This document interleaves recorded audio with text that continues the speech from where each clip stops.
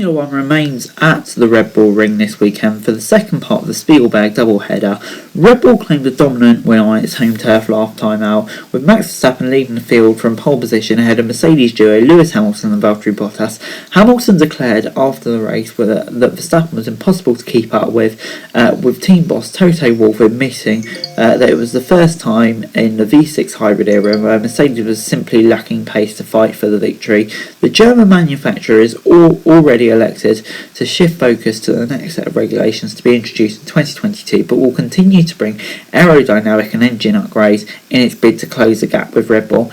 As of now, Verstappen leads the championship by 18 points over Hamilton, while Red Bull holds a 36-point advantage in the constructors' standings over Mercedes-Benz. As for the timings for this week's Styrian Grand Prix, it is the same as it was last week. Sorry, it's the Austrian Grand Prix, isn't it, this week? Easy to remember, I suppose. Probably not actually. But anyway, qualifying and the race gets underway at 14 o'clock BST and 13 o'clock GMT. And finally, before we go, a major change for this weekend really is that the tyre compounds of this weekend are the C3, the C4 and the C5. A step softer. It'll be interesting to see who that suited, because normally you say Red Bull, but Mercedes did seem slightly closer on the softer tyres, so it will be interesting to see who it suits. And no sprint qualifying this weekend. I thought it makes sense to do it this weekend, but you know, F1 isn't a very sensible sport, so there we go.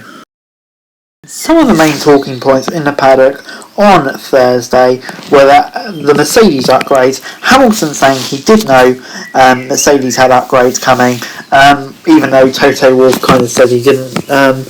But yeah, all interesting. But Mercedes do look like having upgrades coming, which is only good for the title battle. And then we also got Andrew Alessi joining Aston Martin from Red Bull as part of their head of technical operations, which is a big signing for them. And yeah, they seem to be making some decent moves from Red Bull ahead of the new regs. But anyway, moving on to practice one and some of the on-track action. It was Max Verstappen who was fastest in P1. Yeah, comfortable for him really. He just looked fastest on pretty much every single tyre compound. As you kind of expect for a usual FP1 session, it was kind of a bit mixed up behind him.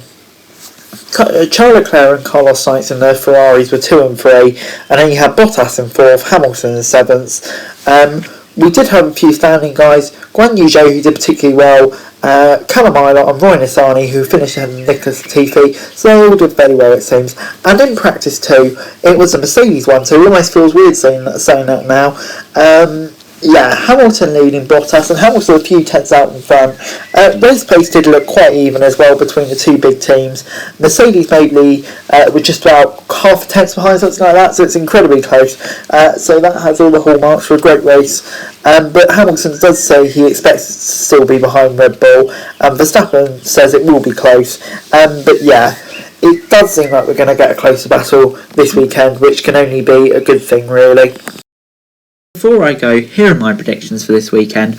On pole position, I'm going to say Max Verstappen. It certainly seems like Red Bull have car, especially in qualifying, and also for the race win, I'm going to go Max Verstappen. I just can't see, even with the softer tyre compounds, probable 2-stop, probably won't rain, in fact it definitely won't rain.